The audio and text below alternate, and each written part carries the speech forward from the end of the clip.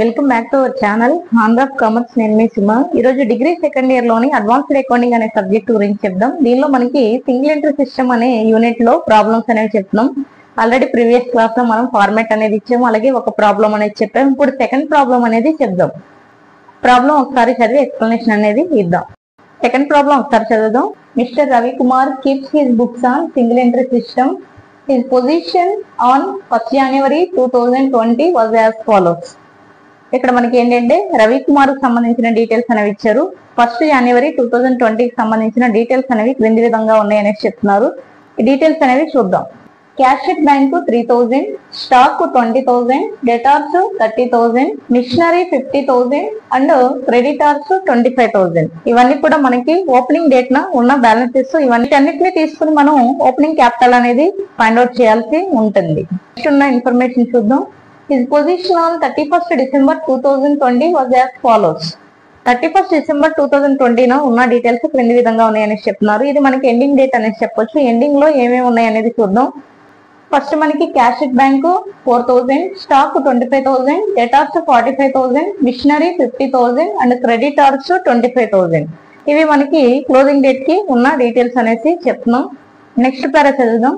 During the year, he introduced 10,000 rupees further capital and withdraw from business rupees 3,000 per month.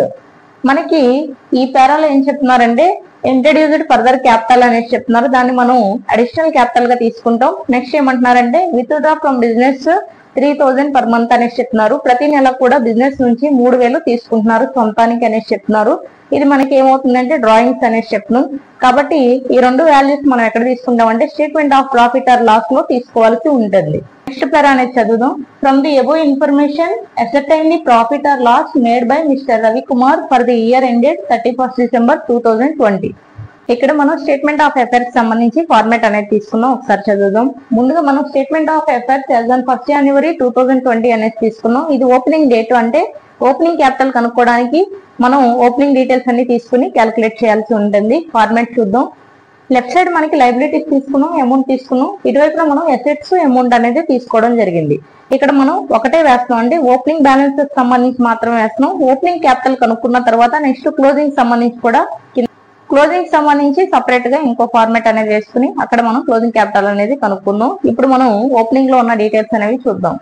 Opening details సంబంధించి ఇక్కడ ఉంది information. మనం చూస్తే first cash at bank అనేది ఉంది. ఇది మనకి అసెట్ కాబట్టి ఓపెనింగ్ లో అసెట్ సైడ్ రాసుకోవాల్సి ఉంటుంది. క్యాష్ ఎట్ బ్యాంక్ అనేది మనం ఓపెనింగ్ బ్యాలెన్స్ కాబట్టి ఓపెనింగ్ ఫార్మాట్ లో తీసుకున్నాము. అసెట్ కాబట్టి అసెట్ సైడ్ రాసాం. అమౌంట్ మనకి 3,000 ఉంది. ఆ 3,000 ఎంటర్ చేసుకున్నాము. నెక్స్ట్ డీటెయిల్స్ చూస్తే స్టాక్ 20,000 ఉంది. స్టాక్ కూడా అసెట్ కాబట్టి అసెట్ సైడ్ రాసుకోవాలి. స్టాక్ మనకి ఇక్కడ 20,000 కనిపిస్తుంది. ఆ 20,000 అమౌంట్ అనేది తీసుకుని అసెట్ సైడ్ స్టాక్ అని రాసుకున్నాం. నెక్స్ట్ మనకి డీటెయిల్స్ ఏమున్నాయి అంటే డెటార్స్ ఎంత ఉంది అంటే 30,000 ఉంది. కాబట్టి ఇది కూడా అసెట్ కాబట్టి అసెట్ సైడ్ డెటార్స్ అని రాసి 30,000 అమౌంట్ అనేది వేసుకోవాలి. డెటార్స్ ఇక్కడ రాసాం మనం. అమౌంట్ 30,000 ఉంది. 30,000 తీసుకున్నాం. నెక్స్ట్ మనకి అసెట్ ఏముంది అంటే మిషనరీ ఎంత ఉందంటే 50,000 ఉంది. కాబట్టి అసెట్ సైడ్ మిషనరీ అని రాస్తాం. మిషనరీ అని రాసి 50,000 అమౌంట్ అనేది వేసుకున్నాం. నెక్స్ట్ మనకి అండ్ క్రెడిటార్స్ 25,000 అనేసి కనిపిస్తుంది. క్రెడిటార్ అనేది లైబిలిటీ కాబట్టి లైబిలిటీ సైడ్ వచ్చి క్రెడిటార్ అని రాయాలి. లైబిలిటీస్ లో క్రెడిటార్స్ అమౌంట్ మనకి 25,000 ఉంది కాబట్టి 25,000. ఇక్కడ వరకు ఉన్న డీటెయిల్స్ అన్ని కూడా మనం ఎంటర్ చేసుకున్నాం. అసెట్స్ రాసాం, లైబిలిటీ కూడా రాసాం. ఇక్కడికి మనకి ఓపెనింగ్ డీటెయిల్స్ అనేవి కంప్లీట్ అయినాయి కాబట్టి ఇప్పుడు మనం ఏం చేయాలంటే టోటల్ అనేది చేసుకోవాలి. అసెట్ సైడ్ ఎక్కువ వస్తుంది కాబట్టి లైబిలిటీ సైడ్ ఆ డిఫరెన్స్ అనేది రాస్తాం. క్యాపిటల్ అని రాయాల్సి ఉంటుంది. కాబట్టి టోటల్ అనేది వేయడానికి మనం లైన్స్ అనేవి తీసుకున్నాం. ఇప్పుడు మనం టోటల్ చేస్తే అసెట్ సైడ్ మనకి ఎంత ఉంది అంటే 1,03,000 ఉంది. మొత్తం ఈ బ్యాలెన్స్ అన్ని టోటల్ చేస్తే 1,03,000 వచ్చింది. కాబట్టి ఆ టోటల్ లో మనం 1,03,000 తీసుకోవాలి. ఎందుకంటే హైయెస్ట్ వాల్యూ మనకి ఇటువైపు చూస్తే 25,000 ఉంది. కాబట్టి రెండు వైపులా కంపారిజన్ చేసినప్పుడు అసెట్ సైడ్ అమౌంట్ ఎక్కువ ఉంది, 1,03,000 ఉంది. కాబట్టి దాన్ని టోటల్ లో చూపిస్తాం. 1,03,000 టోటల్ లో మనం 1,03,000 వేసాము. ఇప్పుడు మనం ఏం చేస్తామంటే 1,03,000 నుంచి ఈ అమౌంట్ క్రెడిటార్ అమౌంట్ అనేది మైనస్ చేయాలి. అంటే లైబిలిటీస్ అన్ని కూడా మైనస్ చేయాలి. మైనస్ చేస్తే వచ్చేది క్యాపిటల్ అవుతుంది. 1,03,000 లో నుంచి 25,000 తీస్తే మనకి ఎంత వస్తుంది అంటే 78,000 వస్తుంది. దాన్ని ఏమంటాం అంటే క్యాపిటల్ అనేసి పిలుస్తాం. Capital B by F 78,000. 1,03,000 నుంచి 25,000 తీస్తే మనకి 78,000 వచ్చింది. దీన్ని ఏమని రాస్తాం అంటే క్యాపిటల్ అని రాసి బి బై ఎఫ్ అని రాస్తాం. అంటే బ్యాలెన్సింగ్ ఫిగర్ అనేది చెప్తాం. అంటే మనం ఐడెంటిఫై చేసింది, మనం క్యాలిక్యులేట్ చేసిందని అర్థం. ఇప్పుడు మనకి ఇక్కడ ఉన్నది ఏంటి అంటే ఓపెనింగ్ క్యాపిటల్ అనేది చెప్తున్నాం. నెక్స్ట్ మనం ఏం చేస్తాం అంటే క్లోజింగ్ క్యాపిటల్ అనేది కనుక్కోవాలి. సేమ్ ఇదే ప్రాసెస్ అనేది వేసుకుని క్లోజింగ్ డీటెయిల్స్ అనేది తీసుకుని క్లోజింగ్ క్యాపిటల్ అనేది కనుక్కోవాలి. ఆ ప్రాసెస్ అనేది చేద్దాం. క్లోజింగ్ డీటెయిల్స్ సంబంధించి మనం ఫార్మాట్ వేసుకున్నాం. లైబిలిటీస్ అమౌంట్, అసెట్స్ అమౌంట్ అనేది తీసుకున్నాం. పైన మనం ఏమని పెట్టాలంటే statement of efforts as on 31st December year ending మనం ఇక్కడ తీసుకుంటున్నాం. ఎందుకంటే ఇది క్లోజింగ్ స్టేట్మెంట్ ఆఫ్ ఎఫర్ట్స్ కాబట్టి క్లోజింగ్ డేట్ అనేది తీసుకోవడం జరిగింది. దీనికి సంబంధించిన డీటెయిల్స్ అనేవి చూద్దాం. ఇక్కడ మనకి ఇచ్చారు his position on 31st December 2020 was as follows అనేసి ఇవ్వడం జరిగింది. కాబట్టి ఆ డీటెయిల్స్ అనేవి మనం ఇక్కడ తీసుకోవాలి. ఫస్ట్ మనకి ఏముంది అంటే క్యాష్ ఎట్ బ్యాంక్ ఉంది, 4,000 ఉంది. కాబట్టి ఇది అసెట్ సైడ్ రాసుకోవాలి. అసెట్ సైడ్ రాద్దాం. Cash at bank 4,000. Cash at bank 4,000 ఉంది, రాసాము. నెక్స్ట్ మనకి స్టాక్ 25,000 ఉంది. స్టాక్ కూడా అసెట్ కాబట్టి అసెట్ సైడ్ రాస్తాం 25,000. స్టాక్ కూడా మనం అసెట్ సైడ్ రాసుకున్నాం. నెక్స్ట్ మనకున్నది ఏంటి అంటే డెటార్స్ 45,000 ఉంది. కాబట్టి అసెట్ సైడ్ డెటార్స్ అని రాద్దాం. డెటార్స్ వాల్యూ 45,000 ఉంది కాబట్టి ఆ 45,000 తీసుకున్నాం. నెక్స్ట్ మనం మిషనరీ ఎంత ఉంది అంటే 50,000 ఉంది. కాబట్టి 50,000 ఇక్కడ రాసుకోవాలి. మిషనరీ మనకి 50,000 ఉంది, దాన్ని ఎంటర్ చేసుకున్నాము. నెక్స్ట్ మనకున్నది క్రెడిటర్స్ ఎంత ఉంది అంటే 25,000 ఉంది. కాబట్టి ఆ అమౌంట్ అనేది క్రెడిట్ లయబిలిటీలో రాద్దాం. క్రెడిటర్స్ 25,000. కాబట్టి క్రెడిటర్ మనం లయబిలిటీస్ లో రాసుకున్నాం. లయబిలిటీ కాబట్టి ఇక్కడికి మనకి ఏంటంటే క్లోజింగ్ డీటెయిల్స్ కూడా కంప్లీట్ అయినాయి. కాబట్టి ఇప్పుడు మనం ఏం చేయాలంటే టోటల్ అనేది చేసుకోవాలి. లయబిలిటీ సైడ్ 25,000 ఒకటే అమౌంట్ ఉంది. అసెట్ సైడ్ చూస్తే మనకి ఏంటి అంటే ఇక్కడ 4,000, 25,000, 45,000, 50,000 ఇవన్నీ యాడ్ చేస్తే మనకి ఎంత వస్తుంది అంటే అన్ని యాడ్ చేస్తే 1,24,000 వస్తుంది. దీన్ని టోటల్ లో చూపించాలి, హైయెస్ట్ వాల్యూ కాబట్టి 1,24,000.